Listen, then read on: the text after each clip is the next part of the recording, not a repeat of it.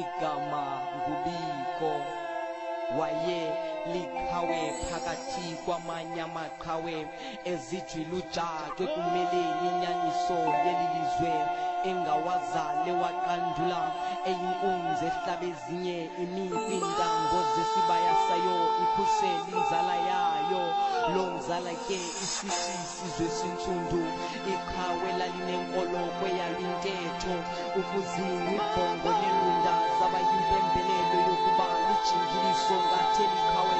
eyona njongo yayikusivulana kweliya lesithathu esifihlakalweni liso lisikhulula kubukhoboka nditsho kwimpembelelo nditsho kwimbopheleleko zemiphefumlo.